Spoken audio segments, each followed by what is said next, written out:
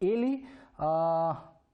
го има следното прашање и вели минатиот пат зборуваше за мултивитамини како неодржлива стратегија за зголемување на апетитот, но што е со мултивитамини и апчиња како опција за подобрување на имунитет? Или за ова некако и јас сум инспириран периодов и на моите профили, еве на Инстаграм конкретно, доста зборувам и споделувам за овие работи, затоа што сметам дека луѓето некако отидовме у крајност која што изгледа да ние на дневна основа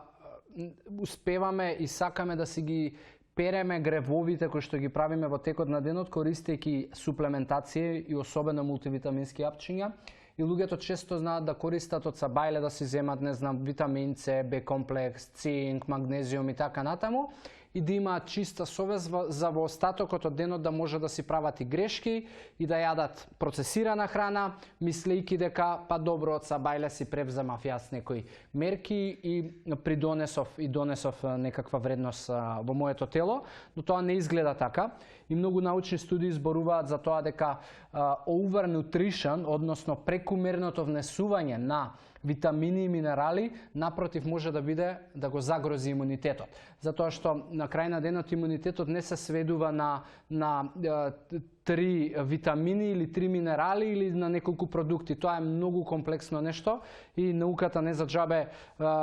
многу троши време и се уште мислам и се уште малку се знае и тек што се вика сме изгребале површината на таа тема имунитет и дигестија, кај што најмногу од имунитетот се смета дека се создава и се ојачува.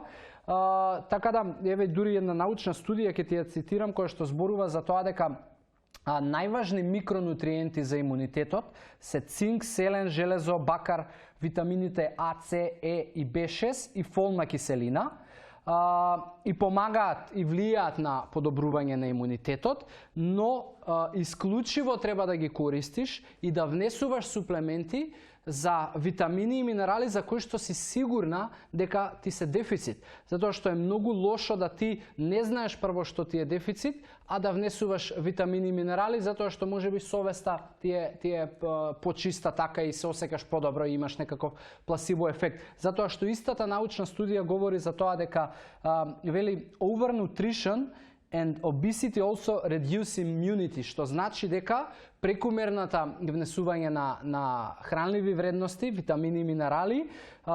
исто како и дебелината, влијае на намалување на имунитетот. Затоа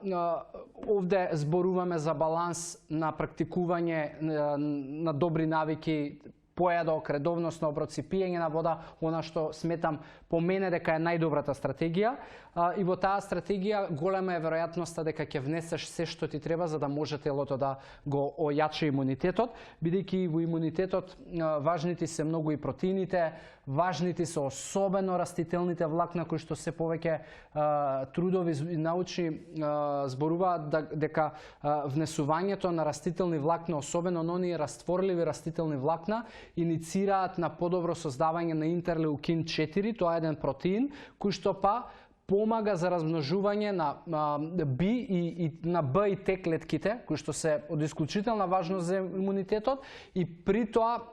подобра конверзија во плазма, што денеска еве знаете и често затоа што се зборува за еве вирусов кој што е најактуелен, знаеме дека во дел од пациентите се користи така крвна плазма од веќе оздравени луѓе за да им помогне во јачање на имунитет. Така да ако мене ме прашуваш, јас сметам дека на страна од мултивитамините многу поважно нешто е протеинските внесови, омега-3 во сооднос како е со омега-6 во телото, затоа што ако има повеќе омега-6 од омега-3, голем проблем, тоа е многу